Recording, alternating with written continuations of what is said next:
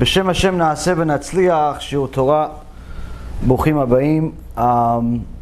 Tonight, B'ezrat Hashem, will be a shiur לרפואה שלמה to רבנית לבנה בת שרה, הרב אפרים בן שולמית, רבנית שרה בת ענת, דוד בן עשריה, דוריס בת ג'ורה, also for דבורה בת מרסדס, אסתר בת ציפורה, סרח בת בתיה, and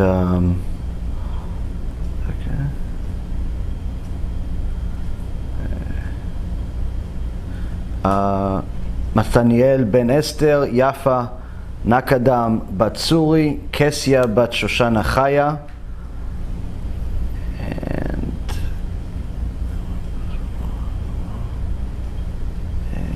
שמואל חיים בן אלה, אמין בן סבטלנה,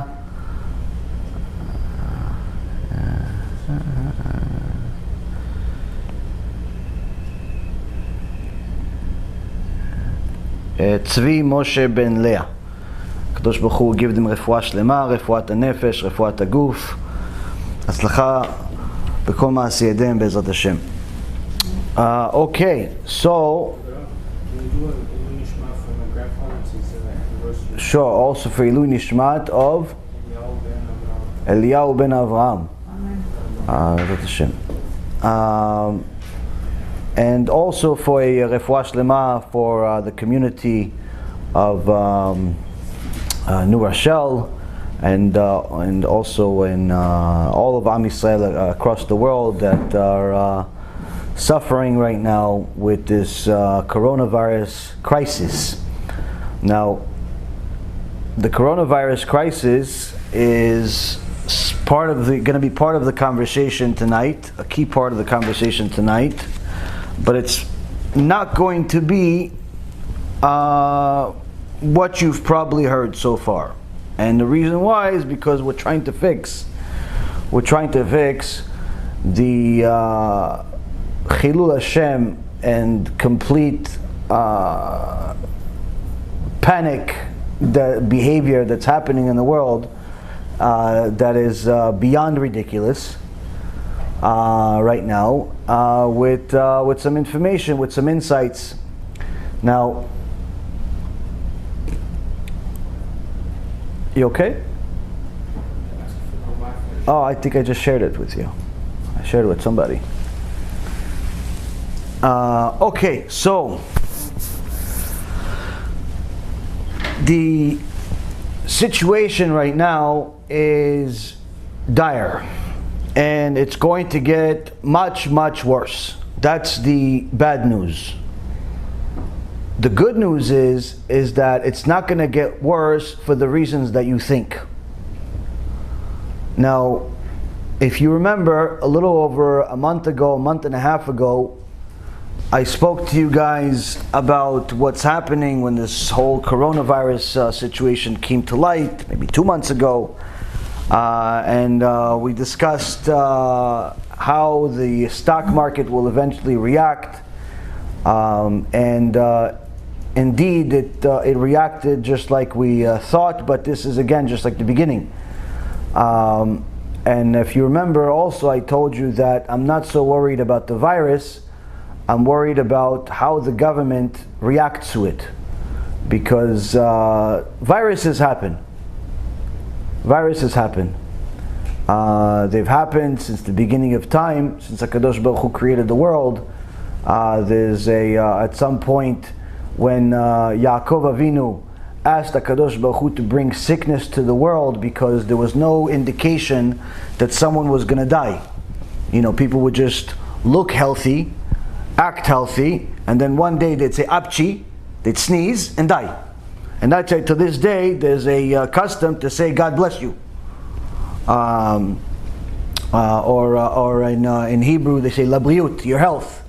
And the reason why is because almost 5,000 years ago, 4,500 years ago, someone that sneezed died on the spot.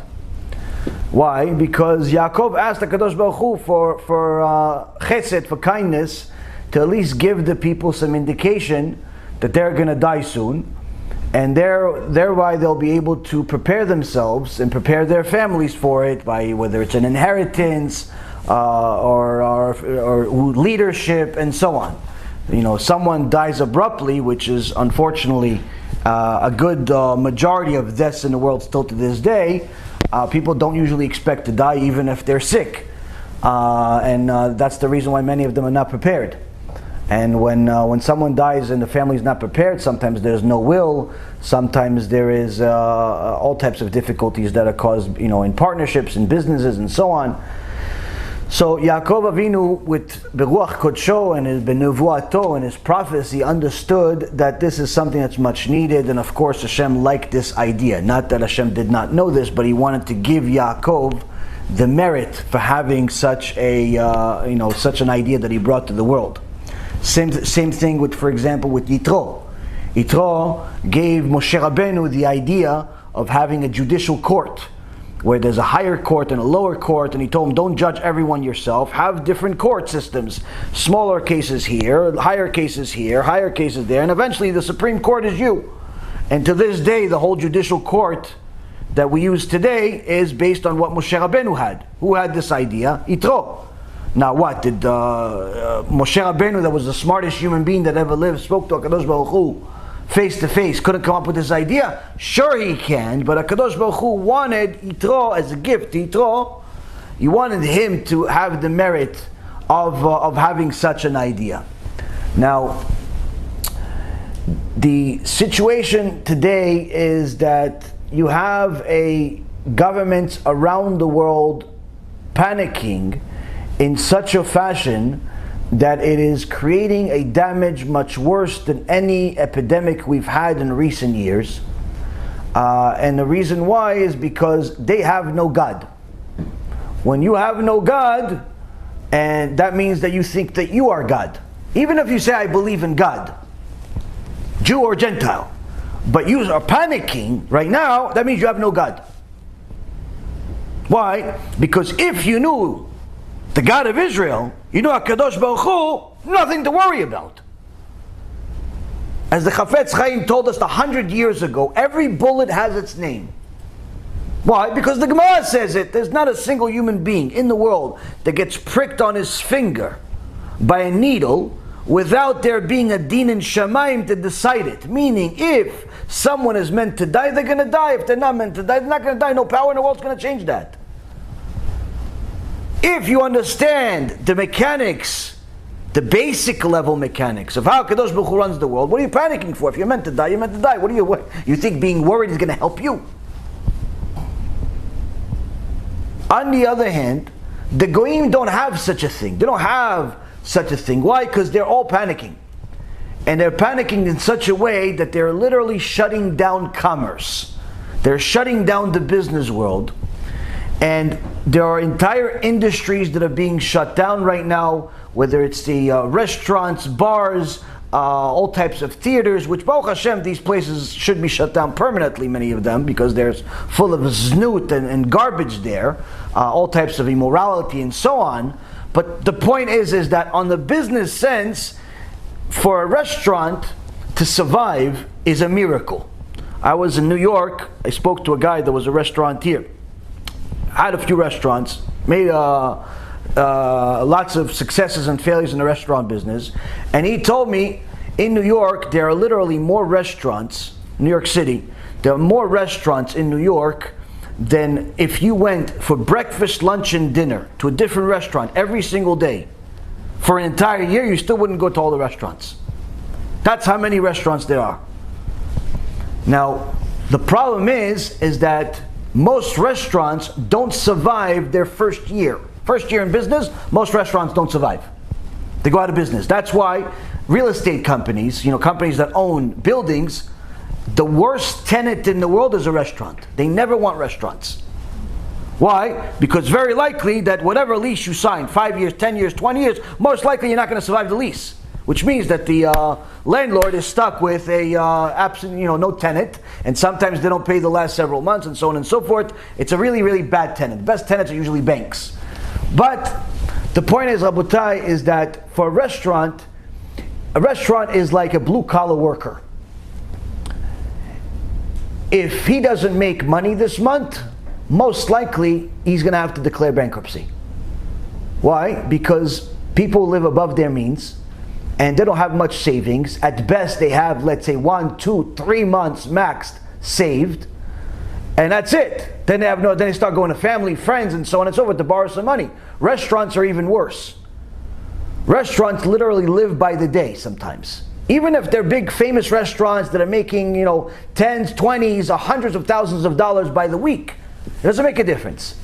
The expenses are very, very high, and the reality is that these restaurants depend on specific days of the week and so on. So for a restaurant to simply shut down for a month, it's not like a regular business. If let's say you're selling cars, or you're selling houses, or you're selling software, and you close down for a month. Usually it's a very different type of business. Same thing goes with a lot of these industries in America. A lot of these mom and pop shops, small businesses, whether it's a small pharmacy store or it's a store that sells all types of other types of tchotchkes, these businesses cannot survive not being in business, because nobody prepares for a complete shutdown in 24 hours. So what's happening right now, Rabotai Karim, is a effect on the economy that is going to be impossible to fix. All you can do is hope that more survive than not. More survive than not, because simply the longer they keep corporate America and the world on shutdown, the bigger the impact is going to be, the more difficult it's going to be to fix. Without some type of major, unusual, once-in-a-lifetime government intervention, where pretty much the government starts writing checks to businesses that are big checks, which is not happening. Somebody said yesterday, I think it was they're considering giving a economic stimulus in America. Trump is going to give every family $1,000. Now this may sound like, wow, great, yeah, I want $1,000. I want $1,000. Yeah, sure, $1,000. What are you gonna do with $1,000? Can't pay rent with $1,000 today. Rent you can't pay with $1,000. What are you gonna do with $1,000? Who survives on $1,000? In America, almost nobody. The reality is that there's a few very, very small minority of people that survive on such little amount of money. The vast majority of people are living much, much higher level than that. They have rent or mortgage payments that are $1,500, $2,500, $3,000 a month, $4,000 a month. $1,000 is maybe their week shopping for food. And that's a reality. Which means that even though it sounds like a big number, $1,000 times 400 million people, ooh, wow, that's a lot of money. They're not going to do it anyway. But the point is that let's say they do it, it's not going to do anything anyway. It's just a complete waste of money. Complete waste of money. It would have to be tens of thousands of dollars, which is not possible. So, the longer people don't go to work, the more the damage is going to be for corporate America, for the average Joe, and even eventually for the big companies. Because the big companies need the average Joes. The vast majority of the money that's made by corporate America is made by average people, not by multimillionaires. People think that multimillionaires are the best customers. They're usually not, actually. It's the guys, the average people that barely make a living, that are the best shoppers. So now that they're shutting down corporate America, this obviously had an initial shock on the stock market, where the market already dropped 30%. Since we've spoken about the market's going to drop, it's already dropped 30%. Baruch Hashem, one of my students, actually smart enough not only to listen to the Torah, but also listen to the business advice we gave indirectly, and he sold out his retirement account. Now, he told me that I don't know what people buy or sell, or I don't know what people do with their personal life, but he told me, listen, you just saved me a ton of money. Said there was a day last week, the market dropped almost 15% in one day. So when you have $500,000, $1 million, $2 million in the stock market, and you just saved yourself 30%, you're talking about big money. You're talking about huge money. So anyone that has a portfolio today that could reverse time and could have sold a month ago, they'd be happier than anything in the world. Why? Because right now it's more difficult to sell. Why? Because you still have maybe a little bit of profits if you're invested a few years ago, and you don't really want to sell because you think it's going to rebound, and that's what happens. That's the monster. Now, for anyone that wants to know, I'm not going to talk necessarily so much about the stock market, but I'll tell you this in short. If the government reaction continues the way it is right now, which it looks like it will, and the measures that they're taking are going to continue being what they are or worse, where they're simply going to continue putting curfews in different neighborhoods, shutting down certain industries, certain streets, in hopes that this thing goes away in a month or 2 months or 3 months or whatever it is, then what you've seen in the economy and the market in the last month is a little pussycat in comparison to what's coming in the next couple of months. You're going to see the market drop to levels we haven't seen in decades. And there's a few reasons for it. Number one, as soon as people realize there's no light at the end of the tunnel, they're going to expect earnings reports in about a month from now. Companies are going to have to report their earnings, but during earnings, no one really cares about what happened in the last 3 months. Everyone's going to care about what's going to happen in the next 3 months. And if nobody knows when business is going to go back to normal, that means that the projections of every single company are going to be 50, 60, 70% less than what they were expecting to start off this year.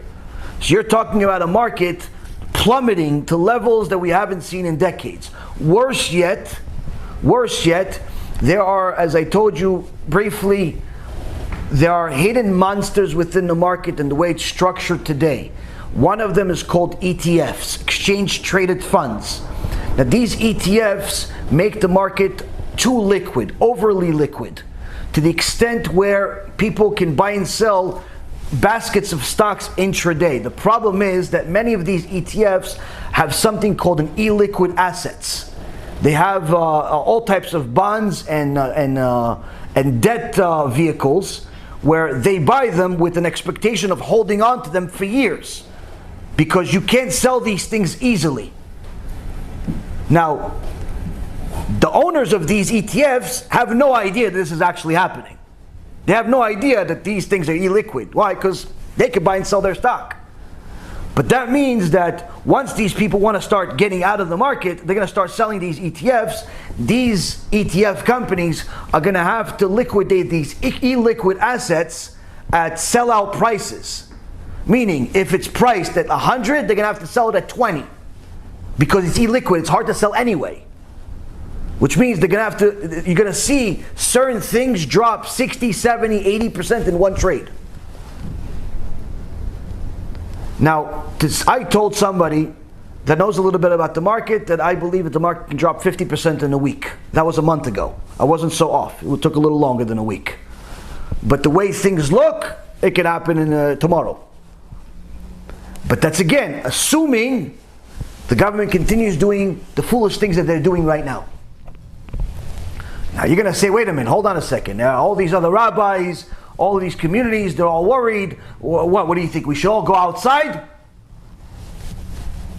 I'm not necessarily against it. And I'll tell you why.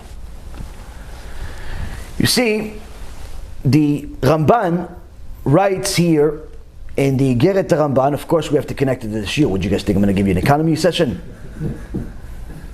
The Ramban says here in the Geret Ramban over 800 years ago, in a letter that you could evaluate, study this letter from here until the end of the world and you won't finish.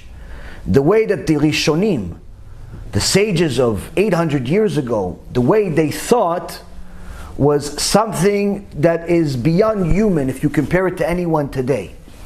Anyone that studied the Rishonim, which is Rambam, Rashi, Ramban and so on, versus the Achronim, let's say the Gaon Mivilna or Rav Ovadia was, let's say, the last of the Achronim.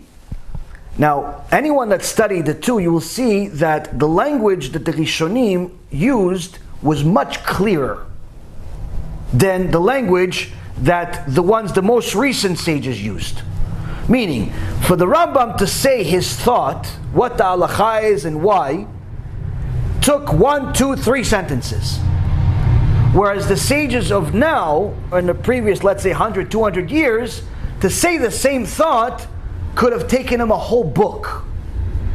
We'll talk about 500, 1,000 pages. Same thought. Explain what the Rambam wrote 800 years ago, a whole book, 2 books, 3 books. Someone asked, how come the Rishonim could just give you the whole idea in a few sentences, but to actually understand it today takes a whole book, 2 books, 3 books, sometimes a whole library.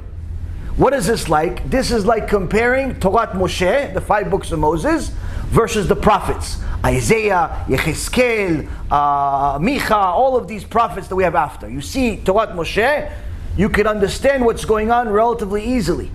With an English translation, with a Hebrew, if you understand Sfat HaKodesh, or any other language, you can pretty much understand at least the basics of what's going on. Not necessarily the hidden details in it, but the basics of what's going on you can understand by simply reading the pshat, the basic meaning of the 5 books of Moses. But if you go to the prophets, you go to Isaiah, Yecheskel, you go to Zechariah, you have no idea what's going on.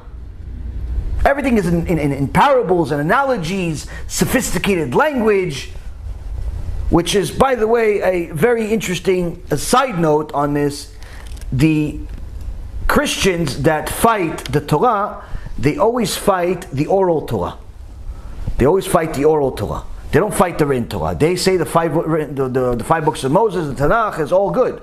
But the written Torah is considered the 5 books of Moses. But the Christians consider the rest of it also considered the written Torah, and they say it's all valid. The problem is, for them, is that they're so foolish that they don't realize that they're contradicting themselves with this. And the reason why is because the original Christians believed in the oral Torah. The Christians from 2,000 years ago believed in the oral Torah. The Christians from even 800 years ago, at the time the Ramban had the whole debate in Barcelona, what was the whole argument? The whole argument was that this kofel, that was a Jew really, but became a Christian, was trying to prove that Yoshke actually is in the written Torah, it's part of the oral Torah, it's all good, he's in there. He tried to prove Yoshke through the oral Torah, not the written Torah. So only the Christians of today say that the oral Torah is not valid. What's the problem? Why did the original ones not do this? Because the original ones were much smarter than the ones of today. Why? They understood that without the oral Torah, it's not just that there's no Judaism. Without the oral Torah, there's no Christianity either. And the reason why is because the oral Torah is the sages of the oral Torah are the ones that decided and decreed that the rest of the Tanakh, meaning all of the other 19 books, aside from the 5 books of Moses, are holy. Meaning, originally it was just the 5 books of Moses.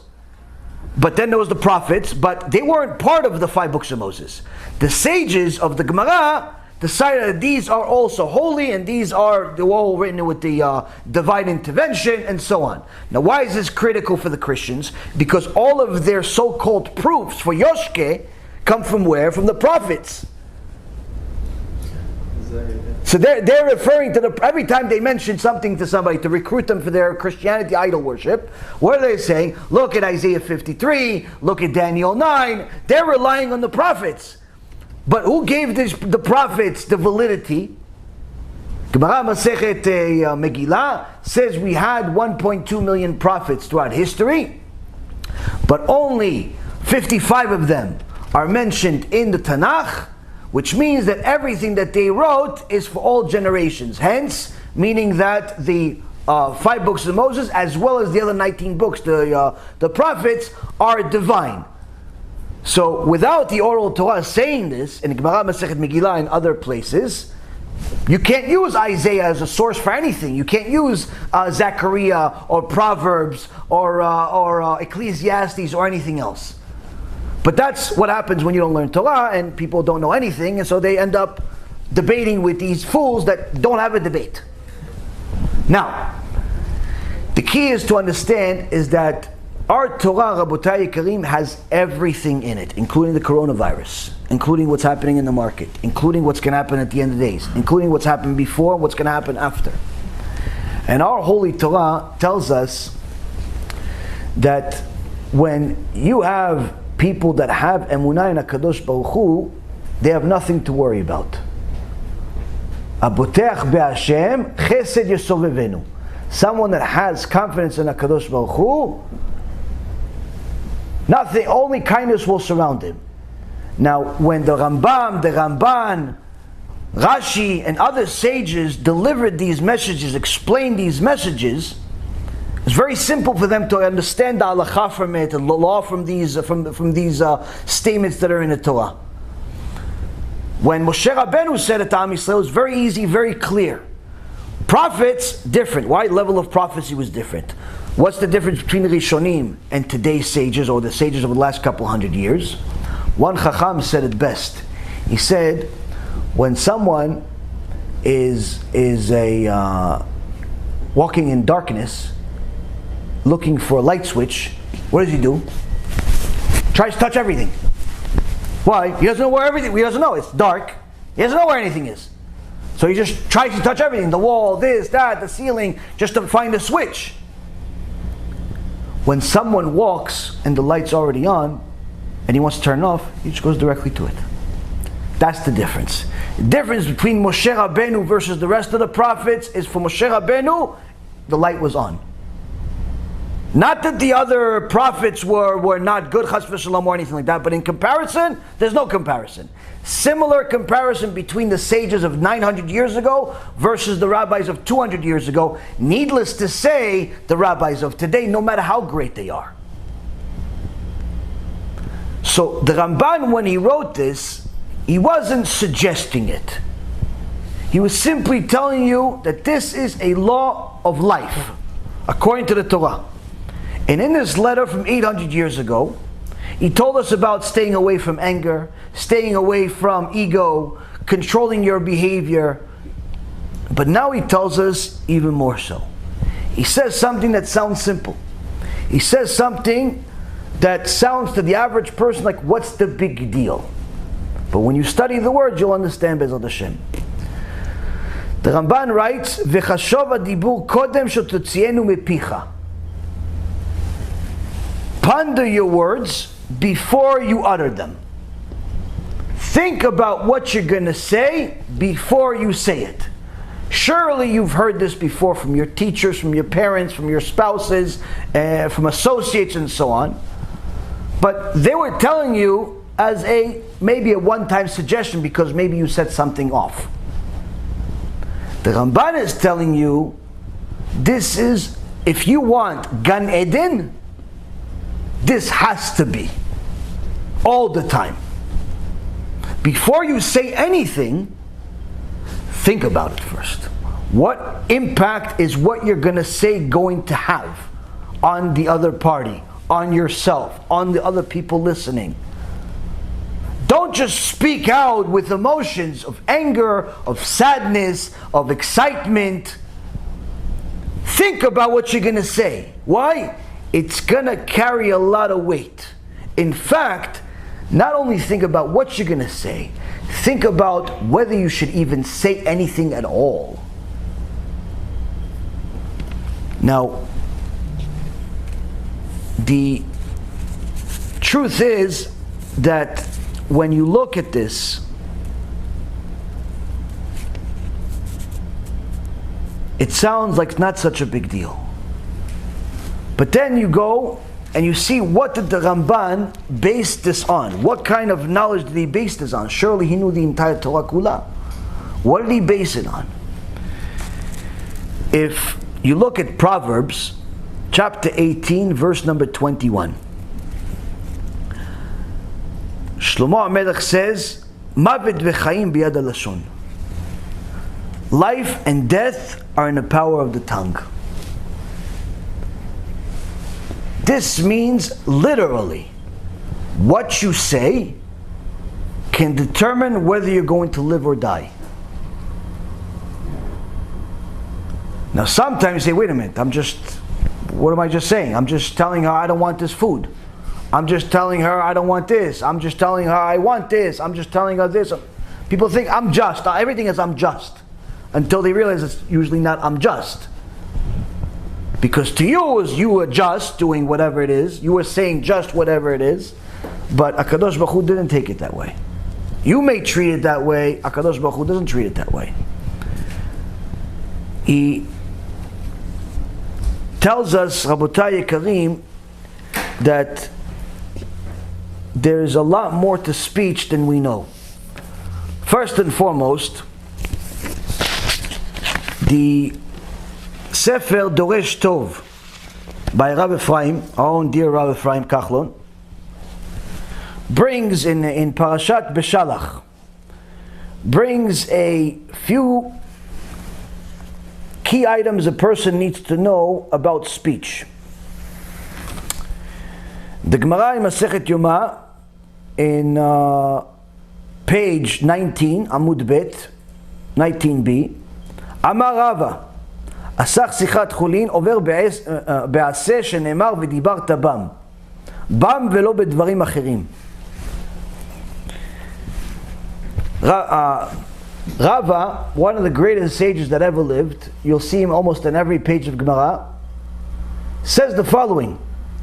He says, someone that speaks mundane talk, unnecessary talk. Not, oh listen, I want to eat something. You want to eat something? Okay, let's get something. That's, you need to eat. Fine, no problem. Or, you want to buy this, I want to sell this. That's business talk, you need to talk business. We're not talking about that. Or sometimes your wife or your husband needs a little extra attention, so you have a little conversation with them. That's fine too. Or your kids need a little attention, they need some love, you need to talk to them, make them laugh a little bit. No, that's okay too. We're talking about simply nonsense, nothing. Just have nothing to do. You go to a coffee shop and just shoot shop. You just want to talk about sports. You want to talk about the stock market. You want to talk about coronavirus. You want to talk about toilet paper. All types of things that have no purpose whatsoever. They serve no purpose in the world. The conversation serves no purpose. The words serve no purpose whatsoever, which all of us are guilty of. You want to do that. Rava says it's a sin. It's not only a bad idea. It's a sin from the Torah. Why is sin from the Torah?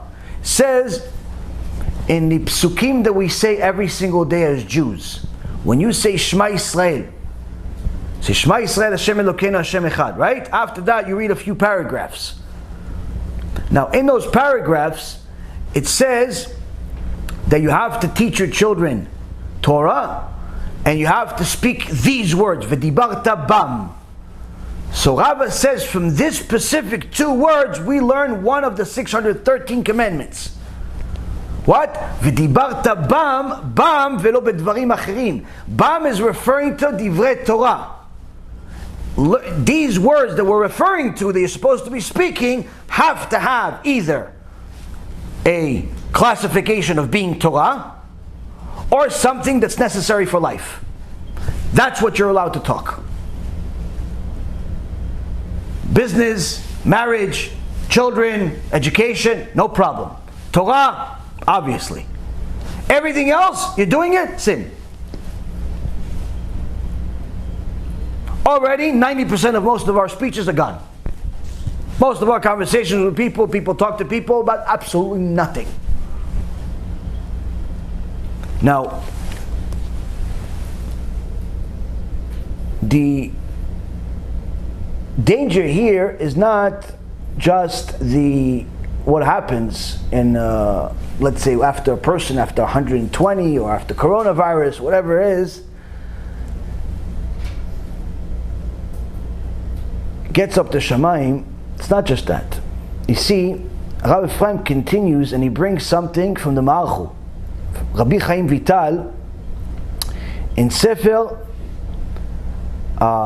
this is actually worded by the Chida, who brings the Rabbi Chaim Vital in Sefer Nachal Kdumim, Parashat Chukat, Ot Bet. And he says, Adibur hu chelek me'aneshama.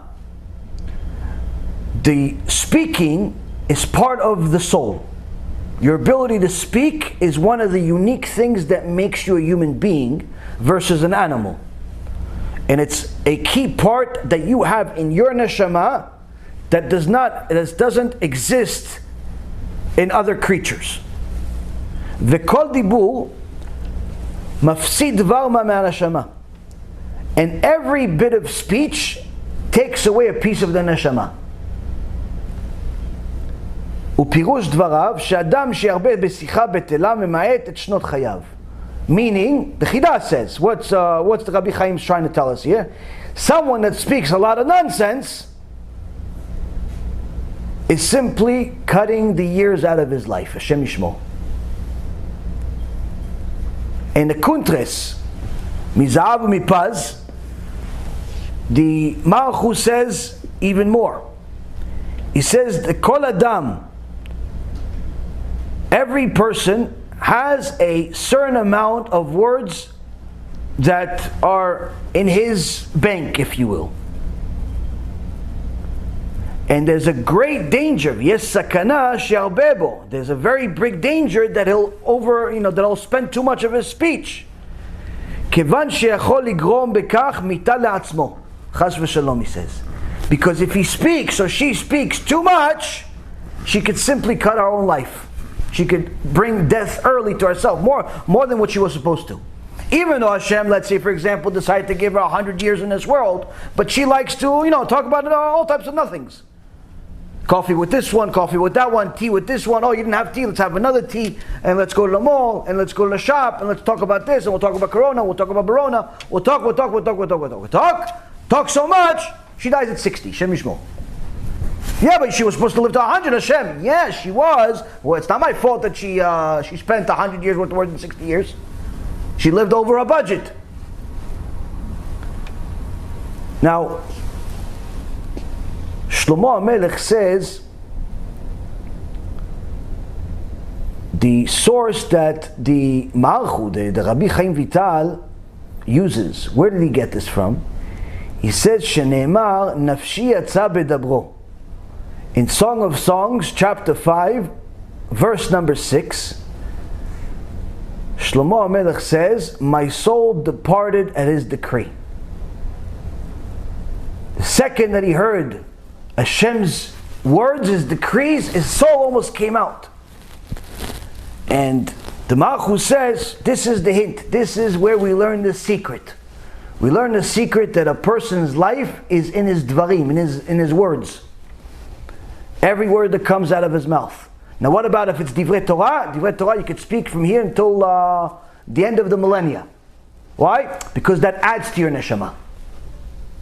But Divrei Chol, mundane talk that's not necessary, problematic. This connects to the Corona in a moment, you'll see. Now,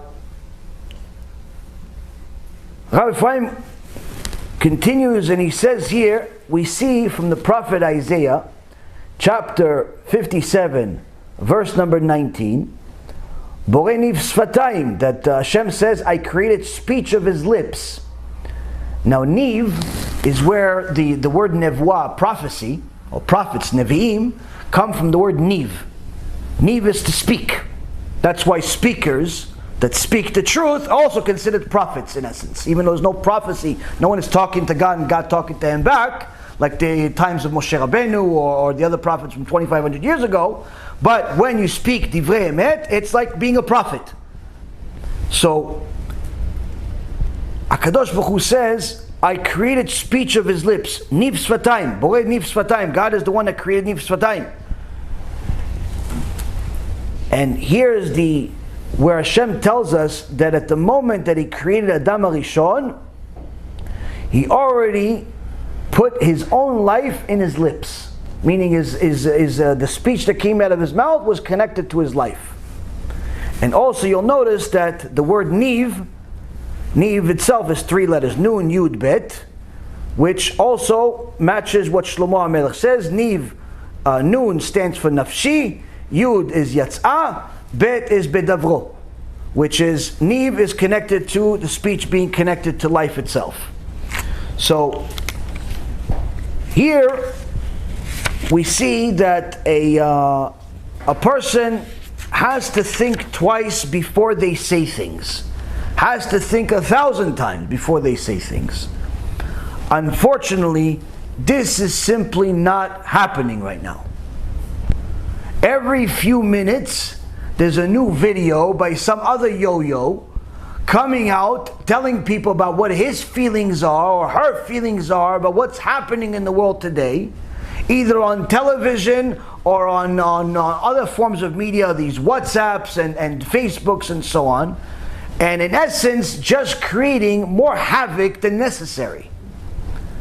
Now, if the Goyim come out with speeches, whether it's Donald Trump or his associates or some newscaster from CNN or Fox or any of these medias, that's in essence their life. If they don't speak, they're in essence considered dead anyway. Because these people, they live to speak. They just like to hear themselves talk. Whether it's a lie or true is irrelevant. They just need to talk. They need to hear themselves talk, and the world needs to hear them talk also, because the world doesn't know what else to do. They don't have a Torah. That's not what I'm referring to. I'm referring to the disappointment, the awful, awful disappointment in the Jewish world. And specifically the religious Jewish world. Where you have simply the leaders of today acting worse than many of the followers. Panicking in such dramatic ways as if we do not have a God. You have these rabbis that are either giving speeches or they're writing these letters telling the people, oh no, this is horrible, it's the end, we have to all stay home, take care of your life. One guy sent a message, I don't think he's a rabbi, but he sent a message which went, of course, the Yetzer Hara makes sure these things go viral. The stupider the message, surely it's going to go viral. This guy started crying. Religious Jewish guy, started crying on a video. It's sakanat nefashot. Please stay home. Where's Hashem? Where's Hashem in your life? Where's Hashem in your life? Where is Hashem in your life? Where is Hashem? Where is this panic come from? Where in the Torah did it tell you they're allowed to panic like this? Worse yet, send people. You want to panic yourself? You want to smash your head against the wall 500 times until Corona comes or your head explodes? Go ahead, do whatever you want. It's your life. But once you go public, you cannot give such a message to the public. Create panic in people, suffering for no reason. The guy starts crying. Other people, all types of things. Oh, we're closing down the community. There's no shul. There's no prayer. There's no nothing. Hashem Yishmo v'yatzil for such leaders. What do you think is going to save us? The medicine? Or maybe it's Dani from the White House. What do you think is going to save us? You think medicine is going to save us? Logistically speaking, it's impossible anyway. Even if all of us just stop the shiur right now, chas v'shalom, and we decide we're all scientists. We'll get some medicals and some type of stuff from CVS, maybe it's still open, make some stuff together, okay, we got a new medicine. We're going to bring it to the government because Sonny's a genius. I'm sure he can figure out a medicine. Joshua is creative. He come up with something, medicine that looks pretty cool also. And next thing you know, we have medicine, maybe with some music to it also. Next thing you know, we got a medicine. Now, we bring it to the White House, Mr. Trump and associates, we got ourselves a medicine. Now, let's say we have a medicine, right? We got the cure. Guess what? They have to try it out. Trial takes 3 to 6 months. What, you think he's going to prove it because Sonny said it's good? Don't trust Sonny. Even though Sonny's a good-looking guy and he studies Gemara, he's going to finish the entire Shassu very soon. But the reality is they still can't trust his words. Why? There are billions of people that are waiting for this. They just can send it to the market. Minimum. If you stop all commerce, it's going to take 3 to 6 months to test this thing. Now, after 3 to 6 months, let's say we discovered it. This is it. We're all going to be billionaires, let's say. Okay? Or they're probably not going to pay us anyway. But anyway, let's say we got it. We got the medicine, 6 months into it, right? Guess what? You got to produce this stuff. Mass production takes a long time. We're not talking about producing 1 million vials of it. We're talking about billions. Just to hit the local American market is going to take no less than 1.5 years. And that's just America. Forget the rest of the world. Forget medicine. Only HaKadosh Baruch Hu can take us out of this dump that we're in. For people to act crazy like they are right now is not helping it either, though. Now the question is, do we really need medicine? which we're going to get to in a moment. If everyone is dying on the streets like the videos, then the guy should be crying. I should be crying with him. You guys should be crying. If he thought about what he said, and the other yo-yos that come up with all types of nonsense thought about what they said, then we should all be crying. One foolish woman came out and said, hey, listen, my friend that works for Donald Trump, he said that starting tomorrow is going to be national shutdown. Everyone is locked in their houses. First of all, Rabotai, listen, I'm going to tell you a little secret. My whole life, in the business world, almost 2 decades, I dealt with some of the richest people in the world. And I know one rule. Anyone that drops names is a liar. People that know people don't drop names. They don't say, I know such and such that works for Donald Trump. People that actually know people don't tell people they know people. Anytime you hear a speech where someone says, or some friend, new associate, new customer, new anyone says, oh yeah, I'm friends with Donald Trump. Yeah, I got a relationship at the White House. Yeah, my friend's an FBI. Oh, my friend is the mayor over here. That person's a liar. Where everything else that he says is unreliable. Why? He's trying to impress you too much. Now, this woman was trying to impress the world with her scary message. Why? She wanted to tell everybody to pretty much just go crazy, go insane after we watched the other message of the guy crying. Now she's helping us by telling us that tomorrow it's going to be a concentration camp. Because she has a friend that works for Donald Trump. Life doesn't work that way. Life doesn't work that way. People that drop names are liars. Never believe them. Funny thing is, the guy she apparently knows actually made another recording a little while later. Says, by the way, I'm the guy she talked about. I don't work for Donald Trump. Meaning, not only is she an idiot for making this message, but she's a liar too. And the internet is full of these things. Full of them. Other people are making all types of holograms in the back screens, like sometimes we make in our own movies.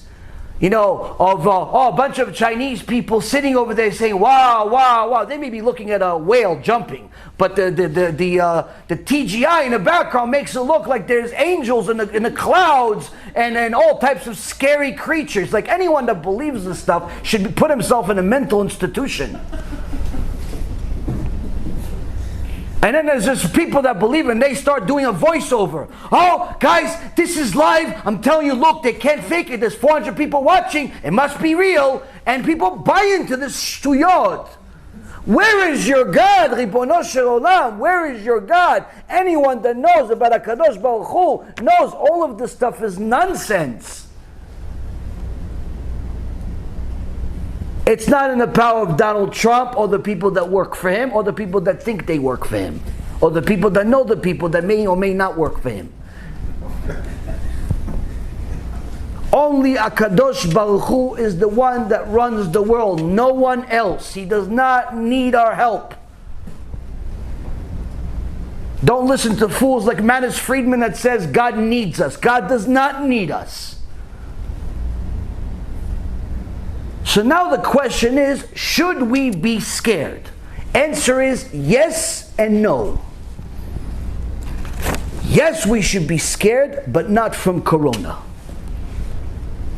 We have the right amount of fear, but we're worried about the wrong thing. Why? If HaKadosh Baruch Hu is the one that brought us this coronavirus, which surely He is, just like He brought everything else before, and He will bring everything after, including the Mashiach, then surely He has a plan. And the plan is, Rabotai, is to cause Am Yisrael to do tshuva. Our sages teach us that nothing in the world happens without it being connected to Am Yisrael. Whether it's a tsunami in India, or an earthquake in Japan, or a scary virus with no cure all over the world. It's all for the sake of Am Yisrael. So, Just like all of the prophets gave us a message to do tshuva, in essence, that's what HaKadosh Baruch Hu is doing. But at the same token, we're all scared like it's the end of the world. Why are we all scared because it's the end of the world? Two reasons. Number one, it's a curse in the Torah. HaKadosh Baruch Hu says when we do not do what He says that we're supposed to do, where instead of keeping Shabbat, we drive on Shabbat. Instead of keeping kashrut, we go eat anywhere, whether it has or it doesn't have kashrut. Instead of going to have a kosher bar mitzvah, bat mitzvah, or wedding, we have these mixed dancing parties that are not only a Gilui Arayot fest, but also a Chilul Hashem, because sometimes you'll see some religious people attending these places. Instead of learning Torah, we learn the salary cap of every sports team in the NBA, NFL, and MLB. We know how much Messi makes every single year and how many goals he scored last year, but what Rabbi is and who he is, Bichlal, we have no idea. We just heard the name one time in a lecture. So part of the reason is HaKadosh Baruch Hu gives us this because we don't listen to His commandments. It's a curse in the Torah. Parashat Bechukotai, Parashat Kitavo specifically says, HaKadosh Baruch Hu says, I'm going to scare you and you're going to be scared of nothing. Now, how do we know this is nothing? Because of Chasdei Hashem. Because of the kindness of Hashem. Now, for me to just tell you guys, this is the kindness of Hashem. Coronavirus is actually a kindness from Hashem is not enough for you. How do I know? People want sources. 500 times a day people ask me, can you mention this in the lecture? Can you give me a source? Can you give me a source? Can you give me a source? Why? It's not enough that I said it. You have to have a source. No problem. I told you guys to get sources, so I'll give you sources. I'm not going to come unprepared for you guys. Now, there are sources that HaKadosh Baruch Hu loves us, but that you don't need me to give you sources. Almost every lecture by every rabbi is about how much HaKadosh Baruch Hu loves us. I'm going to give you some sources from reality, from what the world we've lived in. Now, epidemics, pandemics, viruses, and so on have been around since the beginning.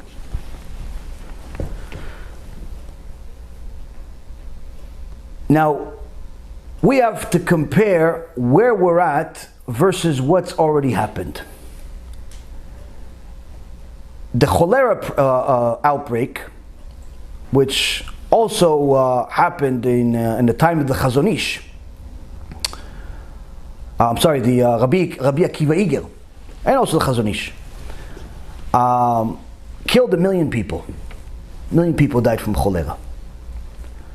The Spanish flu, about 100 years ago, killed 50 million people. 50 million. At that time, there was about 2 billion people in the world. Today, there's 8 billion. So 50 million is a decent number. It's 2.5% of the population. Today, it's not even 1%. 500 years ago, there was something called smallpox. Killed 56 million people. There was also a plague called the Justinian, 1500 years ago, estimated to kill about 50 million people. Hong Kong flu, 50 years ago, 1 million people died. Asian flu, 70 years ago, 1.1 million people died. The Russian flu, 1 million people died. Spanish flu, 40 to 50 million people died. AIDS, HIV AIDS, which is still on to this day because of homosexuality and promiscuity. Till date, it's killed about 35 million people, which is approximately half of the people that have it. Most people think that everyone that has HIV, they die instantly. It's not true. People live with HIV. Many of them, half of them live. Obviously, their life has to be adjusted, but nonetheless, they live. One perfect example is this guy, Reuven, what's it called? Magic Jackson, what's his name? Magic Johnson, the basketball player. Basketball player that was with a prostitute, ruined his life, ruined his career, ruined his marriage, but nonetheless, he's still alive 30 years later. Became a multi-billionaire. Owns all types of restaurants and so on. But point is, he's still alive with the virus. Now, the worst one that we have on record is the Black Plague. 700 years ago, 200 million people died. So I'm not mentioning to you all the plagues that have happened, obviously. That would take pretty much a whole hour. But the point is, I'm mentioning the biggest ones that I have in front of me here. The ones that you've heard of, like AIDS, 35 million people died. Okay? Black Plague, maybe you heard it in history class, 200 million people died. It's a lot of people. Died. Not got the virus, died. Okay.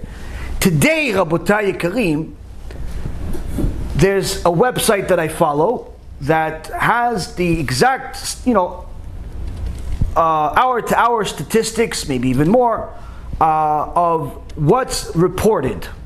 How many people got this coronavirus and how many people died. The last I checked it, which was right before I left the house, less than 200,000 people in the world of 8 billion people got the virus. Are confirmed cases that have the virus. Not died. 200,000 people got the virus, confirmed cases. Okay? Out of the 200,000 people, only 7,000 people actually died. Now, with all due respect and sadness for the families that lost their loved ones, the reality is 7,000 people versus 200 million, 50 million, 40 million, 30 million, 40 million, 1 million, 2 million. What's the panic? Now, if that's not enough, we have to also know a little bit of numbers about, statistics about the world we live in, because everybody lives apparently in La La Land, where they think no one dies. Right now, according to a study that was done in 2017, so it's not too old, 57 million people die every single year from all types of things. Viruses, car accidents, natural death. 57 million people. You're talking about a couple of 100,000 people die every single day. Just because God said it's finished. Done. Everyone is buying enough toilet paper to build buildings. They're killing each other over a piece of meat. And they're simply crying out to each other as if it's the end of the world because 7,000 people died and 200,000 people got infected, of which almost half are cured already. Over 80,000 people are cured. Now, you have to understand, when you have a world of 8 billion people, of which 57 million people die, not everyone dies of a virus. Some people die from things that we would deem unusual. Like, for example, if someone fell and broke their hip and they're young, usually it's okay. But if they're over 50 years old, according to research, they have a 33% chance of dying within a year. From what? Falling and breaking their hip. Not a virus, not a car accident, just breaking their hip. And if they're older than 50 years old, they have now a 62.5% chance of dying within 3 months. From a hip, not a virus. There are 300,000 cases of broken hip in America alone every year. Meaning, 300,000 people potentially will die every year from breaking their hip. Now, this is not to cool people off in a sense and to just go out there in the open and just start hugging everyone. I'm not saying that. What I'm saying is, get yourself under control and understand the message and stop acting like a goy that has no God. Understand that HaKadosh Baruch Hu brought this specific plague to the world for a reason. It's not for us to buy toilet paper. It's not for us to just, make videos of ourselves being hysterical. It's not for us to do nothing, play video games all day, or what the idiots in Italy are doing, which is they're giving the Italian people free subscription to pornography because they're stuck at home. So this pornography company is giving everyone free subscription. Hashem yishmor v'yatzil. My prediction when I saw this, I told a friend of mine, my prediction is going to be a lot more people die in Italy. So far I'm alright. If that was a stock, I would have invested in it. Why? HaKadosh Baruch Hu hates it, not for the Jews and for the non-Jews. He hates wasting seed. He hates people that are promiscuous. He hates pornography. He hates immorality. Now, it's important for us to know that when the Goyim see a plague of such nature, they really don't have much to rely on, because until now they relied on themselves. Last week's parasha, Parashat Ki Tisa, had a fantastic chidush that I got from a friend of mine, Talmid Chacham Adam Summer, Rabbi Adam Summer from Eretz Yisrael. Gave me a fantastic chidush. He says, look at it. Last week's parasha, last week was when everything hit the fan. Everybody started panicking to a higher extent. You saw the news said that the Pope was walking around the streets, roaming the streets, trying to bring hope to people, to something, praying or whatever he was doing. And he says that, look, in that same parasha we had an haftarah. And the haftarah talked about Eliyahu Navi. Eliyahu Navi, Zachur Letov, talks about how Eliyahu Navi spoke to Achav, the Rasha, who brought idolatry to Am Yisrael because he was married to a Goya. Izebel was a Goya, a Jewish king married to a Goya, Hashem yishmor. And after bringing famine to the world, Eliyahu Navi comes back and he says to the prophet Ovadia, who was working for Achav but secretly was a righteous person that was actually helping save many of the prophets, because Achav and his wife Izebel were killing all the prophets that they could find. So Ovadia was a tzaddik that Hashem made him into a prophet. He was hiding in the caves, 50 per cave, hundreds of prophets, hiding them in order to save them from this Rasha, from this king. And Eliyahu Navi comes to Ovadia and tells Ovadia, go tell Achav that I'm here. 3 years of famine, I'm here to meet. I know he wants to kill me. Tell him I'm here to meet, and bring all of his false prophets. Christianity, Buddhism, Islam, Pikachu, his friends. Bring everybody. Bring all your idol worship. Let's see. We're going to do a showdown. They brought 450 prophets. 450 prophets they brought. And now all of Am Yisrael is looking what's going to be. Eliyahu Navi says, you bring a sacrifice to your God. I'll bring a sacrifice to the God of Israel, to our God. No fire of your own. You pray, you do whatever you need to do. If a fire consumes your sacrifice, then your God is the real God. So they started in the morning all the way to the afternoon. Hours and hours of time pass. No fire, no babkis. Yeshu's not coming, Mimach Shimo. Muhammad's not coming. Mustafa's not coming. Peter and Paul and James and Buddha. No one's coming. Even Pikachu took a day off. No one's coming. Now, Eliyahu Navi says, Maybe you have to speak a little louder. Maybe your God is busy talking to somebody else. Maybe you can speak a little louder. Or maybe he's sleeping. Maybe your God's sleeping. So wake him up maybe. Maybe he's tired. He starts messing with them. Why? It's a mitzvah to make fun of Avodah Zarah.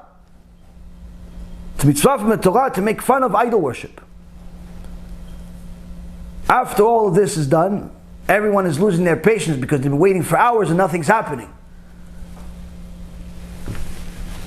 Eliyahu Navi, Zachur Letov, starts telling the people, take buckets of water and start pouring it on the sacrifice. Meaning, make it less flammable. Put buckets of water on this korban. Go ahead, more water, more water.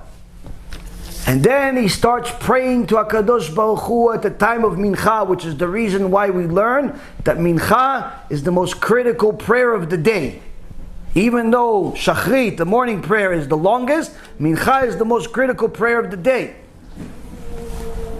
And Eliyahu Navi brings the sacrifice and starts praying to HaKadosh Baruch Hu. Vayigash Eliyahu Navi vayomar, Adonai Eloi Avraham, Yitzchak veYisrael, Ayom yivada ki ata Elohim בישראל ואני עבדך ובדבריך עשיתי את כל הדברים האלה. ענני אדוני ענני, וידעו העם הזה כי אתה אדוני אלוהים, ואתה סיבות את ליבם אחרונית. Eliyahu Navi, the prophet, says, Hashem, God of Avraham, Yitzchak, and Israel, today it will become known that you are God of Israel, with Israel, and I am your servant, and at your word have I done all of these things. Answer me, Hashem, answer me. And let these people know that you are Hashem, the God, and you will turn their heart back. ותיפול אש אדוני ותאכל את העולה ואת העצים ואת האבנים ואת העפר ואת המים אשר בתעלה לכך. וירא כל העם ויפלו על פניהם ויאמרו אדוני הוא האלוהים, אדוני הוא האלוהים. A fire of Hashem descended and consumed the olah offering, the wood, the stones, the earth, and it licked the water in the trench. The entire people saw and fell on their faces and says, Hashem, He is the God, Hashem, He is the God.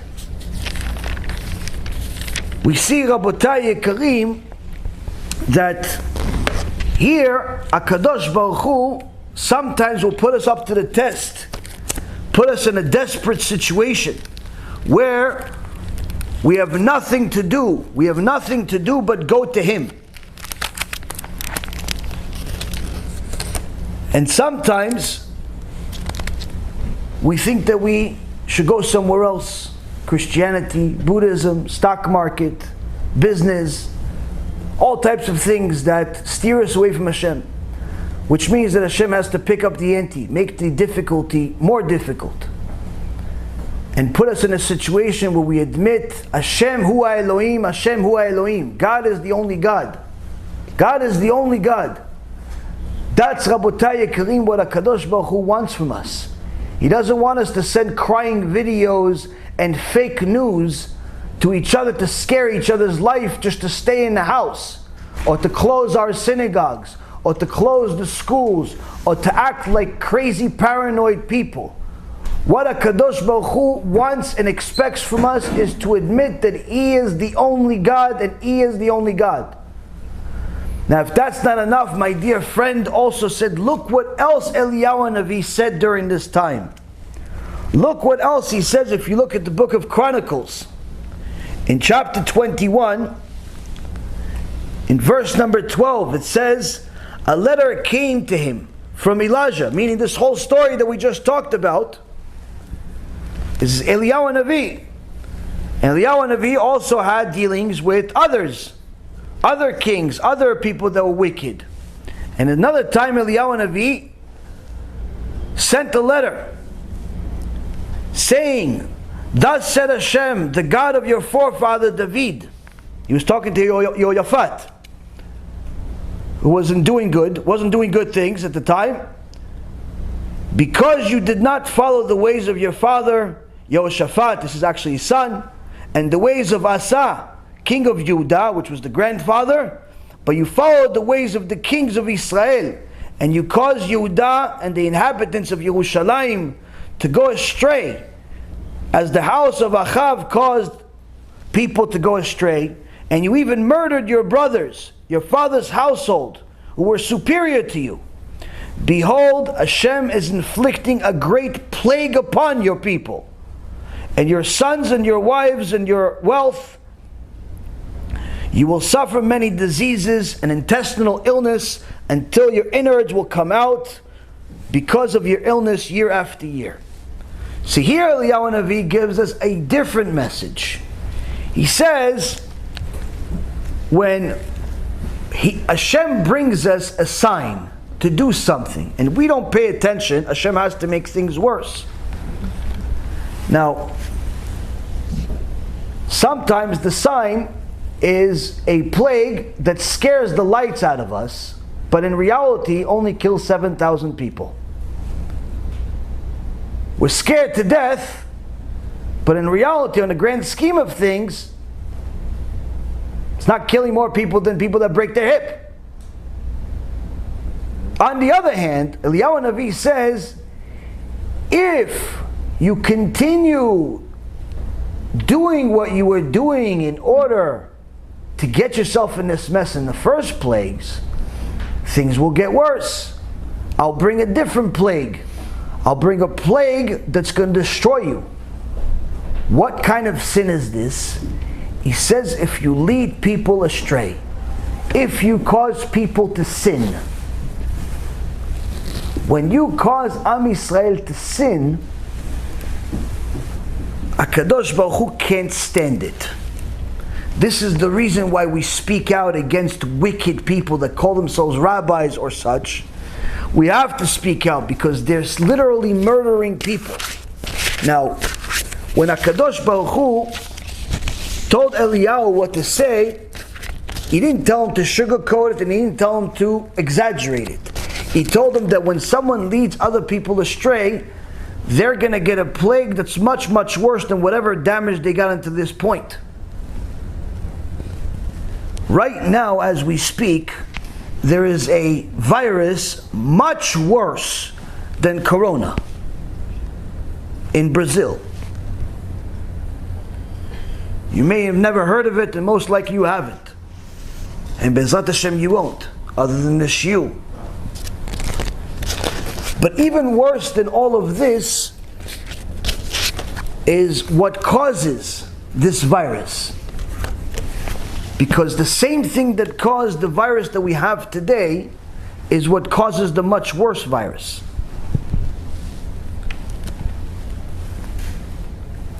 The Igeret Agra, the Vilna Gaon, it's impossible for us to understand his wisdom. When Rav Zalman, which was one of the Gedolei Ador, would study really long hours, was one time next to the Gaon Mivilna. And because he was so tired, in the middle of being there, he fell asleep a little bit. And his head went down, and the Gaon Mivilna put his hand under his head. And he slept for a few moments, but while he was sleeping, the Gaon Mivilna says, right now I have the entire Torah in my hand. That's how much Torah Rabbeinu Zalman had. But Rabbeinu Zalman himself, when they asked him, Gaon Mivilna, he says, what I achieved, he says himself, what I achieved in my later years, 70, 80 years old, the Gaon Mivilna already knew when he was 9 years old. Meaning, the genius of the Gaon Mivilna is not something for us to comprehend. He was like a Navi. But the greatest thing that you can see about the sages sometimes is how they communicated with their day-to-day stuff. Not just their books, but how they communicated their day-to-day. And one of the ways that we see it from the Gaon Mivilna's life is what he wrote to his wife when he was going to Eretz Yisrael. Now, there's a famous letter called the Igeret Agra. And in this letter, he gives his wife instructions of what to do while he's gone. Now, I'm not going to read you the whole letter. I'm just going to read you something very interesting that he says. He says, I caution you to accustom yourself as much as possible to dwell alone. Because the sin of the misuse of the tongue is the most severe. As our sages of blessed memory said in Tosefta Masechet Pe'ah, these are the things that man enjoys their fruits. And Lashon Hara is equivalent to all. And I don't have to elaborate on this, which is the most stringent of sins.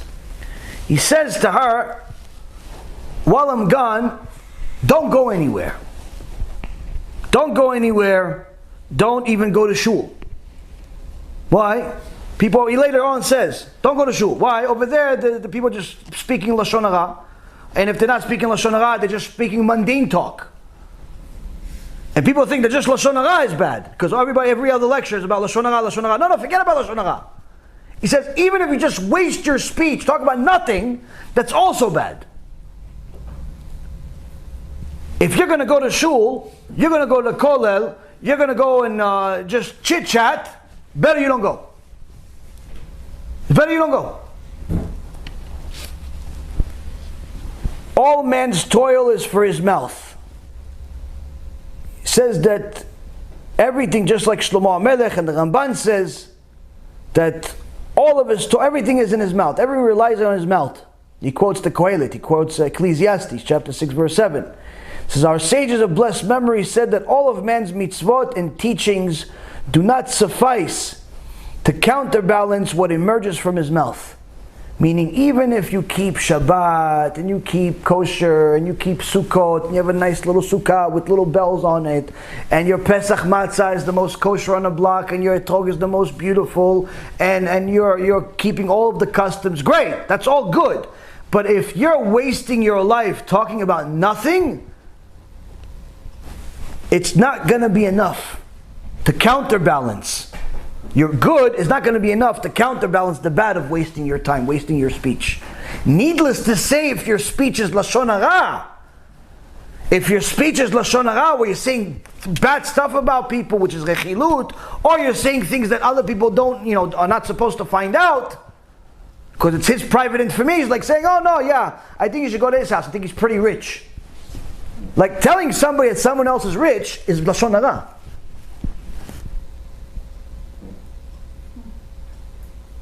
So, people that speak about other people, because they have nothing else to talk about, they don't realize that they're murdering themselves, not only by wasting words, but also by using speech that's illegal in the eyes of HaKadosh Baruch Hu. And this is what he's writing to his wife. This is a regular letter, handwritten letter. When you write handwritten letters, you write a letter to your wife, you don't worry about spelling errors and the things you're going to say. There's usually not that much thought on it. This is how we see the genius of the Gaon Vilna and our sages when their regular conversation is this. And he says to her the following: what is man's vocation in the world? Meaning, what's the point of a person in this life? He should make himself silent like a mute. And one must seal his lips closed as tight as two millstones. A person should get themselves used to speaking less. Unless you're saying Divrei Torah or things that are necessary for survival. Whether it be business, marriage, or educating your kids, a person has to contain themselves. Why? That's what the Ramban is trying to tell us 800 years ago. Too much is on the line. Now what does the Gaon say about what happens to such people if they ignore this? V'kol kafakela akol behevel piv shel dvarim betelim. He says the entire heavenly judgment, known as kafakela, is all centered around the breath cloud of meaningless words. And for each of those meaningless words, a person deserves to be slung from one end of the world to the other. You know, people always, oh, why don't you do a shiur? You did shiur about Genom, do shiur about Kafakela. We kind of did, but hey, don't worry about Kafakela so much. Why? If you're simply wasting your time talking about nothing, you're going to be there. You get to know it firsthand. You're not going to need shiur. You're going to give us a shiur. That's, Rabotai, what the Ramban, what the Gemara, and what, needless to say, HaKadosh Baruch Hu is trying to tell us when it says, V'dibarta bam. You spoke those words but not others. You spoke the words of Hashem and not words that are simply meaningless. Because when you speak meaningless words, you can get yourself in trouble by simply acting like a fool, crying on a video, or saying things that are a lie about your connection to Donald Trump, or simply just leading people astray by making them feel as if there's no God. Now, one thing you will notice, though, is this. When we speak hard words, we tell people about Chilul Shabbat, someone that violates Shabbat on purpose, the Rambam says is considered an idol worshiper. The whole issue of idolatry in the weeks today, the whole issue of these fake rabbis teaching things that are against the Torah. What do we have? 500,000 comments. Oh, you're saying Lashon Hara. Oh, you're fanatic. Oh, it's too much. Right? But now, Corona arrives. All of a sudden, they're fanatic. Stay at home. Don't move. Buy toilet paper. Stay in a room. Don't even touch each other. Don't look at each other. If you can smell each other, you can already do that. Why are you so fanatic? Why are you so fanatic? 7,000 people died out of 200,000, out of 8 billion people in the world. Why are you so fanatic? You know why you're so fanatic? How come you're fanatic about this? You know why? Because you care about this. You care about your money, your house, your convenience, your this world. Where was your fanaticism when you found out that almost 80% of Am Yisrael are mechalalim Shabbat? Where was your tears? Where was your tears when you heard that almost 95% of American Jews use money on Shabbat, which means it includes some of the people that claim to keep Shabbat? Where was your fanaticism when you heard that almost 80% of Am Yisrael are marrying Goyim in America? Where? Where was your fanaticism? Where was the fanaticism when I was crying tears of crocodile 5 years ago trying to warn people that Goldberg and company was bringing an idol-worshipping missionary to the Keilah in Boca Raton? Where's your fanaticism?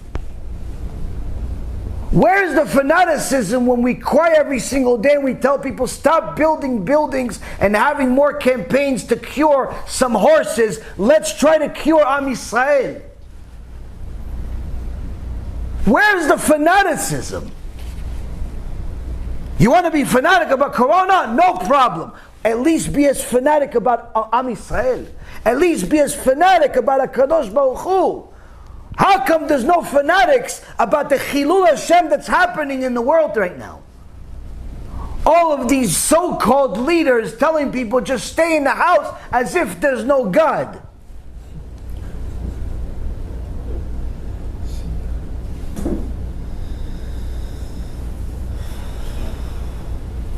Everyone is so worried about their pocket, they forgot who gave them the money that's inside.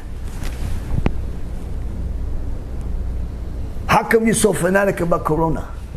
How come you're not fanatic about your next door neighbor that's Mechalel Shabbat? How come you're not fanatic about helping the poor people in your neighborhood? How come you're not fanatic about your cousin that's marrying to a non-Jew? How come you're not fanatic about your entire class are going against Hashem on a regular basis with their gay parades? How come you're not fanatic about all the Chilul Hashem that's happening in practically every shul where no one knows how to shut up during the prayer? They go to the bait of Hashem, but they talk to each other about nonsense. How come you're not fanatic about that? Well, here's the hint. HaKadosh Baruch Hu gave us a hint. He told us, when we say things that we're not supposed to, we get tzarat. That's what it says in the Torah. Why? The words that come out of our mouth, whether we like it or not, they affect other people. You tell other people something that this person doesn't want anyone to know about them, it's called Lashon Hara. You rip your friend in half by telling people, no, she's the worst person in the world, she's cheap, she's ugly, she's this, she's that. He cheats on his taxes, he cheats on his business, he does this. You tell people about this stuff. If it's not true, it's rechilut. If it's true, it's Lashon Hara. People are ripping each other to pieces in Bet Knesset, in the business world. They do business with each other, but that's not business. What is it? Yeah, give me the goods. They get the goods, but they don't give them the money. Oh, how come? How come you're not paying? Oh no, I don't have it yet. I'll give you the money when I get it. What do you mean? But how come you didn't tell me that before you got the goods? You said you had the money. Yeah, I thought I did, but now I don't. Yeah, but I could have given it to somebody else. Or better, they so-called buy an aliyah at the Bet Knesset, but they never pay. Yom Kippur, they want to look like a superhero. Buy $15, $20, $30, $50,000. Yeah, I'm going to get the aliyah for Parnasah. Yom Kippur is over, Rosh Hashanah is over, Sukkot is over, Chanukah is over, everything is over. The guy still doesn't pay. How come you didn't pay? How come you're dishonest? Oh no, I thought I was going to have it. Right?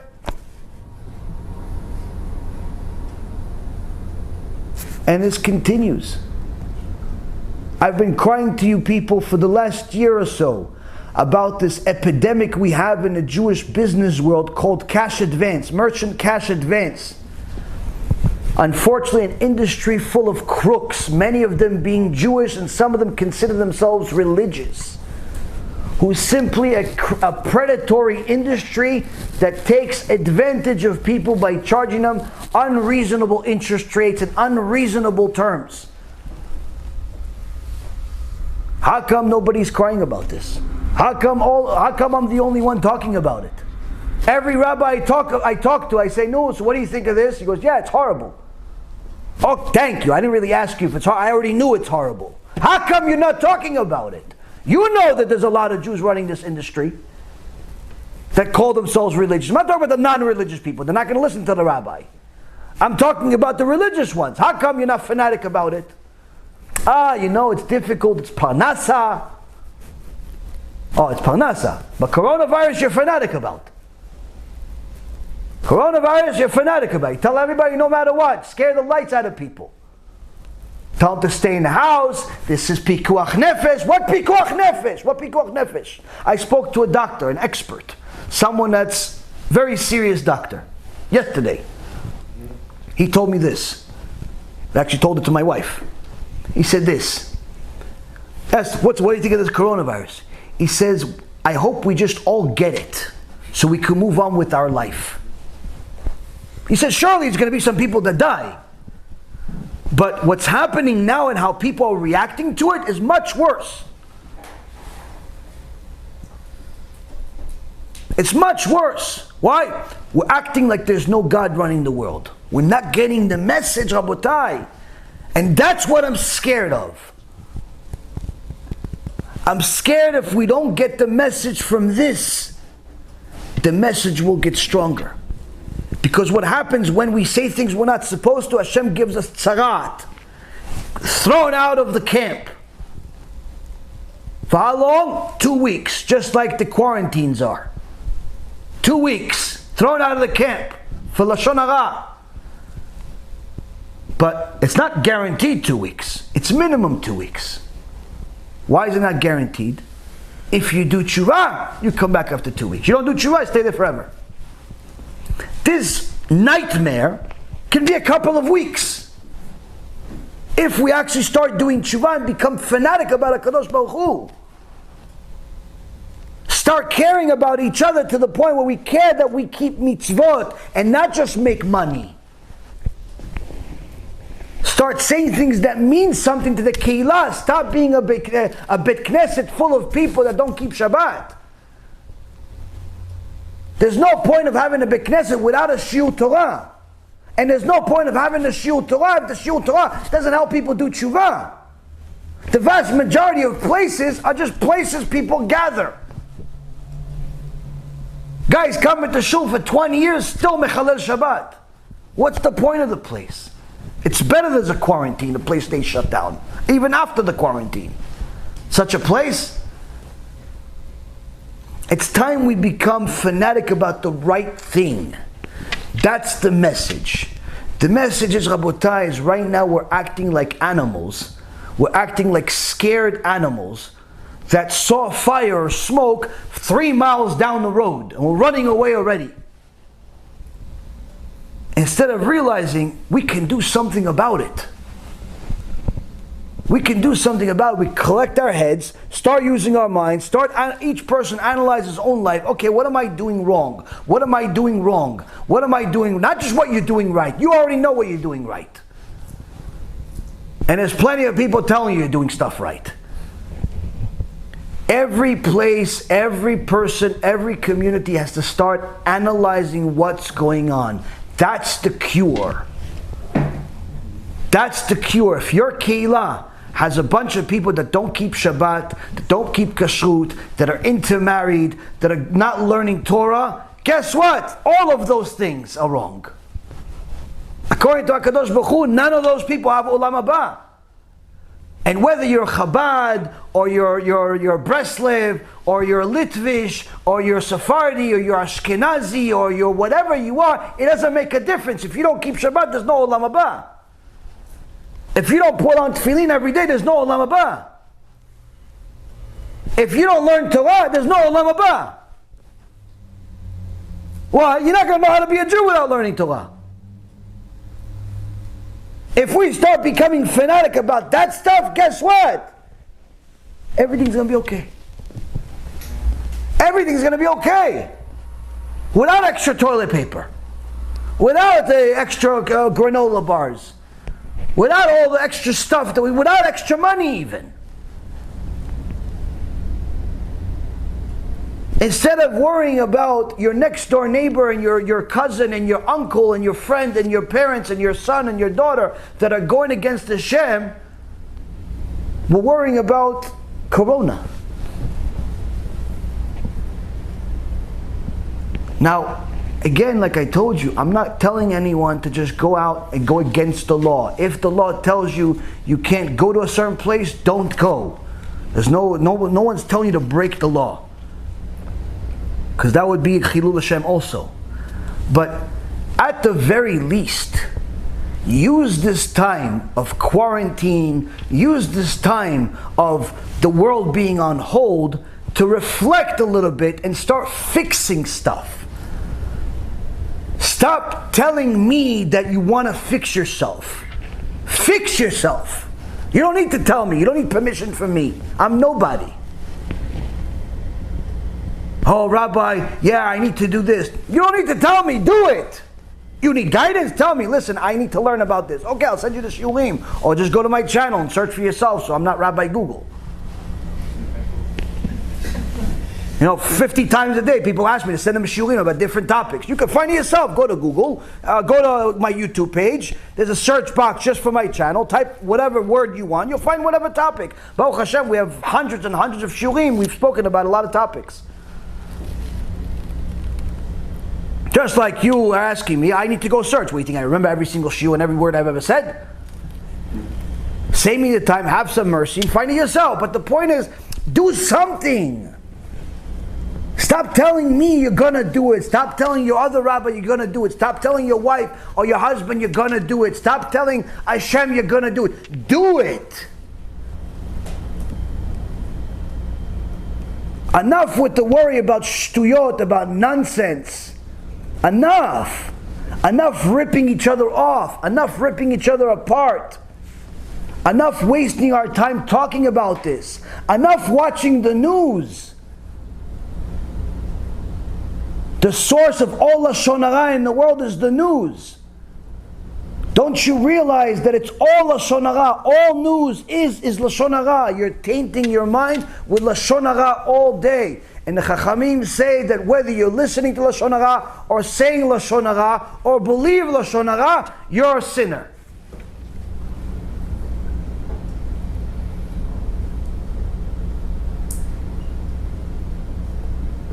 The Gaon Mivina is telling us there's an entire department in heaven called Kafakela, just designated for those people that waste their time talking about nothing.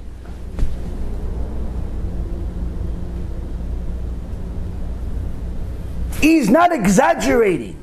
He's not trying to get hits on YouTube. It's time we start addressing things like HaKadosh Baruch Hu is trying to get us to address it.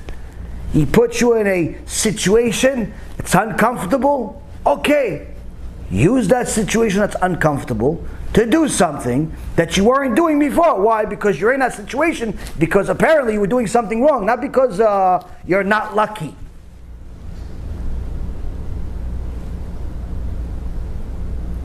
Rabotai, it's time we act like Jews and not like Goyim that think that they can cure this virus. There's no cure that's going to come from a doctor that's going to help any one of us. The only cure is us doing tshuva. That has always been a cure since the beginning of time, and that will always be a cure. If we start taking things on ourselves, right now, every single person should be thinking, what am I going to take on myself as of today? Not tomorrow and not next week. What am I going to take on myself as of today? Now that I heard this message, what am I going to do about it? What will I start doing better? My Shabbat needs to get better. My learning Torah needs to get better. My kashrut needs to be better. My eyes need to get better and stop looking at things that are inappropriate. My mouth needs to get better. My whatever, my business needs to get better. Something needs to get better. Everybody here, everybody that's watching has to get better. That's the cure, Ribono Shel Olam. Why don't we get the message? Stop watching the news. They're not going to give you the cure. This is the cure. And I'm afraid that if you don't listen, then the damage will be much more than we can even handle. If we continue wasting our time giving purposeless messages to Am Yisrael just to make them worry about something we can't do anything about anyway, which will veer our attention away from the problem. The problem is here, the news, the media, the friends, the family, the associates are taking us over there. That's what's happening. You watch the news, you watch all these waste of life lectures that talk about absolutely nothing. Bill Gates from a few years ago, some TED talk that he had nothing else to do with his billions, so he decided to give a TED talk about how he said that there's going to be in the future, there's going to be a epidemic. And now people call him a prophet. You don't have to be a prophet. It happens every few years. It's no genius. Our Torah said it 1,000,000 times. We have, Rabotai, Ma'amar HaBitachon V'Itchaskut, which in Shomer Emurim, Muvar Rabbeinu Arizal. The Arizal says, שיש חס ושלום דבר בעיר, אין יכול לשלוט רק באלו שיש להם פחד. אבל באלו שמתחזקים בליבם ובביטחונם על השם ומתגברים על הפחד, אין שום דבר רע יכול לשלוט בהם. The Arizal HaKadosh said a half a millennia ago, when there is a plague, that plague could only hurt people that are scared. But anyone that gets closer to HaKadosh Baruch Hu with the mitzvot, with the Torah, with the bitachon in Hashem, with the emunah, and overcomes this fear, nothing bad will happen to them. As long as you watch the news and listen to crazy people, you will not be able to overcome this fear. In fact, you'll get more and more scared every day. You get more and more scared every day. Why? That's what media does. It sells based on fear. Even without the virus. As soon as the virus is over, guess what? They'll tell you about something else that's scary.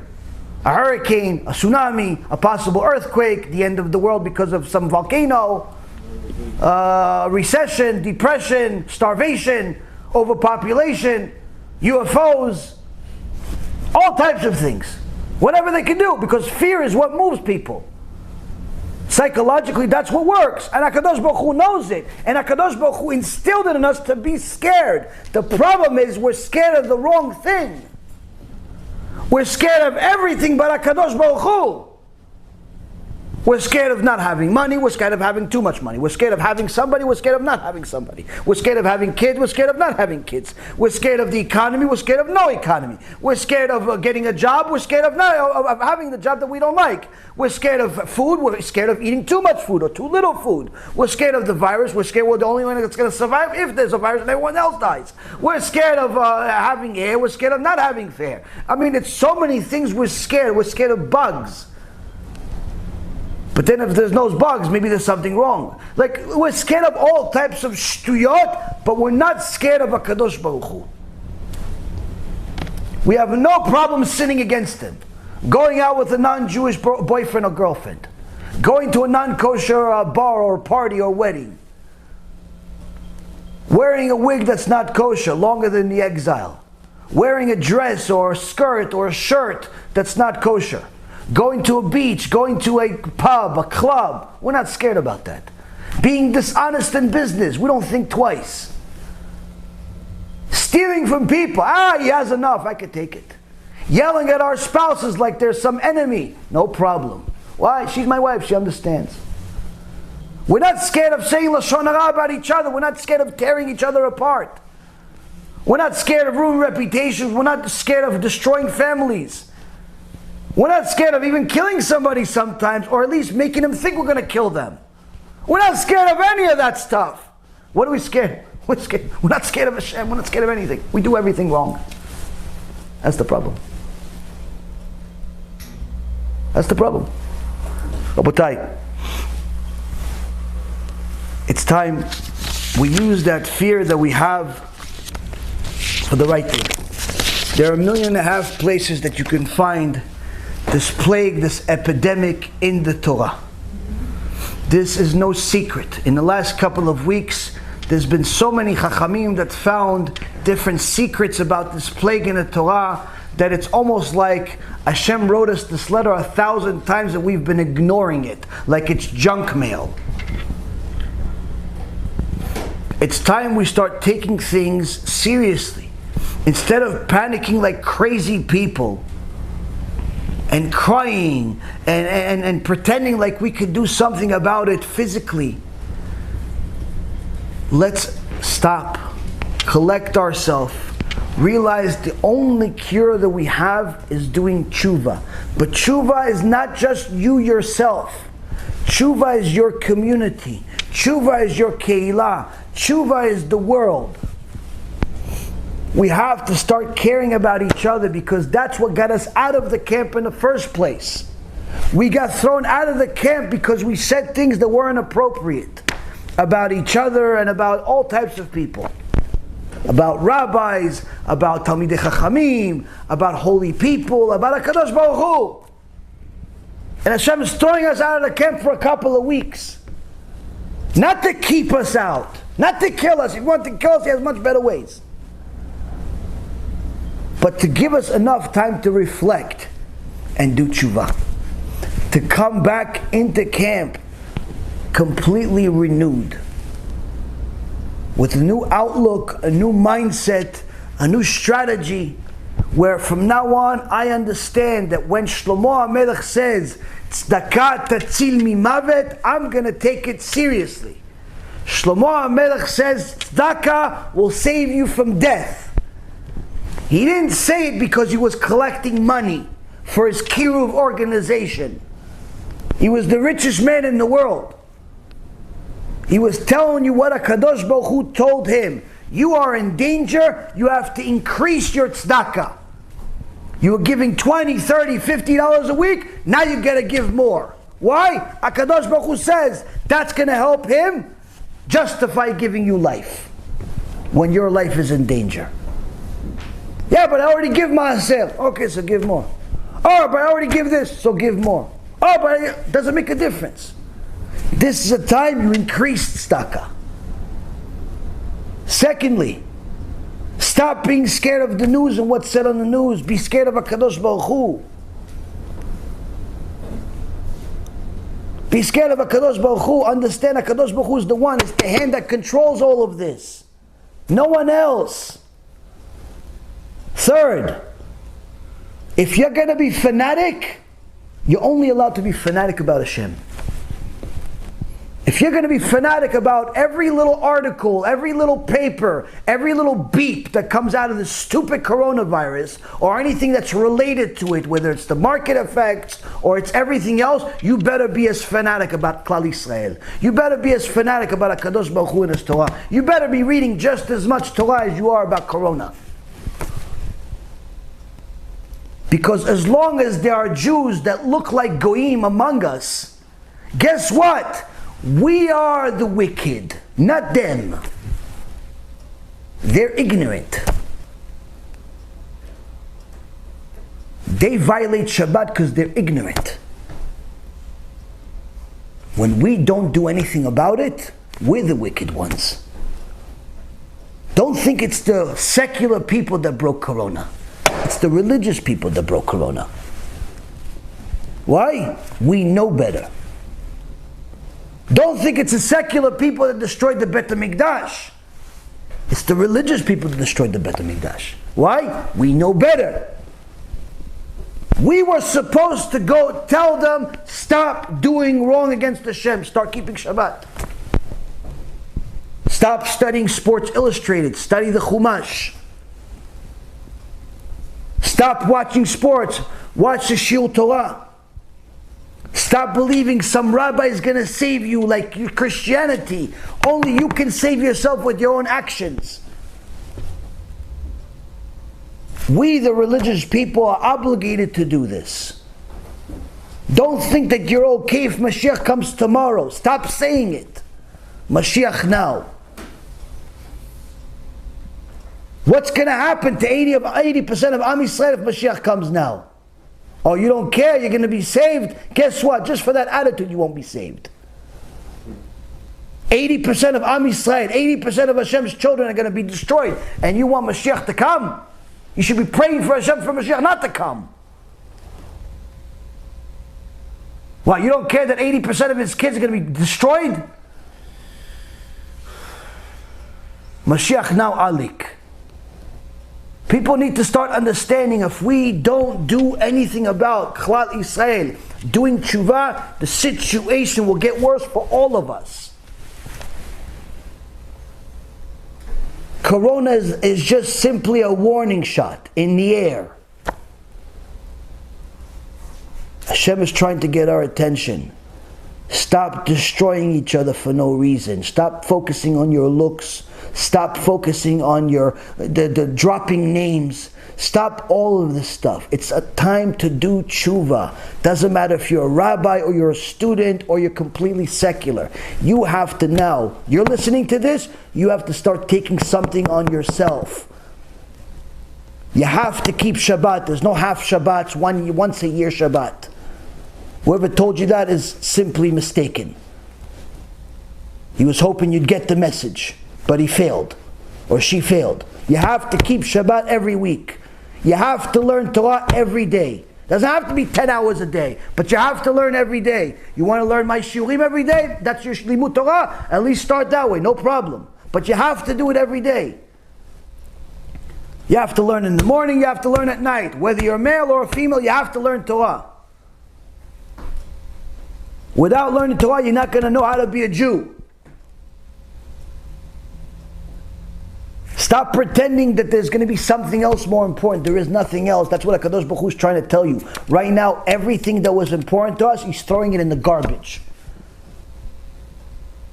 He's storing it all in the garbage. Everything can be taken away in a second. If this continues, if we don't do anything, it's going to continue. And even without coronavirus being bad, even without coronavirus killing another person, we will be in a much worse situation than we've been in 2,000 years.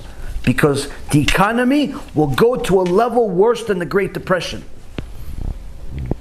Now don't go start praying for Parnassa. That's not going to help either. Like I said, there are certain things each person needs to do.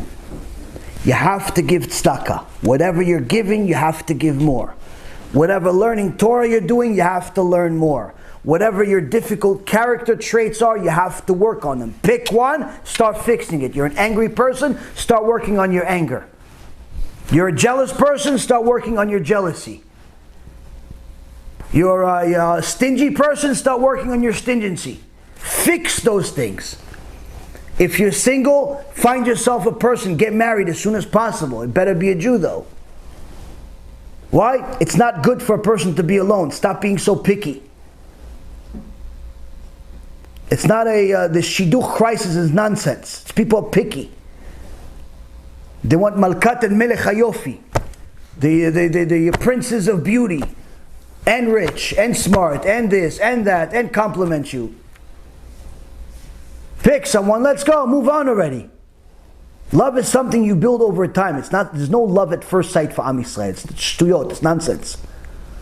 Love is something you build over time. There's no feelings of love before marriage, and there's no understanding of love until you have kids.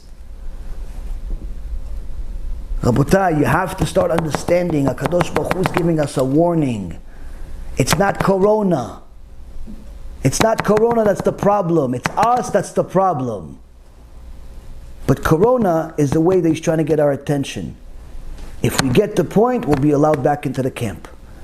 All the projections of horrible things of the future can simply disappear just like that. Simply disappear just like that. If every single one of us that's watching this takes something on themselves, takes a serious mitzvah on themselves, or 2 or 3, and on top of that starts using their time, money, resources, ability, time, something to start helping Klal Yisrael. You got 500, 1,000, 2,000, 3,000 more people, 5,000 more people doing kiruv in the world, doing something for kiruv, whether it be money or time or skill or something. Guess what? You're going to start seeing that spread, that kedusha spread much faster than Corona. That's what we have to do. That's the cure. But it starts with listening to our sages, which tell us that simply mundane speech can lead us to very bad places. That's what the Ramban is telling us 800 years ago. It's not just about Lashon Hara. It's not just about the obvious. It's even listening or talking about nonsense. Wasting our life doing nothing. If we simply took Hashem at His word, what we see, that He told us that He'll do certain things, and we believe in Him, that's it. We'll take it seriously. Rabotai, there's no reason for anyone to be sad. Today, at my house, Baruch Hashem, there was no sadness. You know what we did at my house? And that's how we're going to finish the shiur. I'll tell you what we did at my house. At my house, Baruch Hashem, may it always continue. This is what we were doing.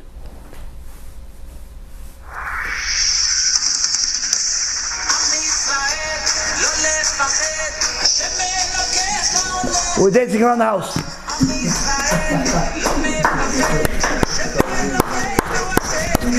Am Yisrael, don't be scared. Just do tshuva. Baruch Adonai leolam. Amen ve'amen.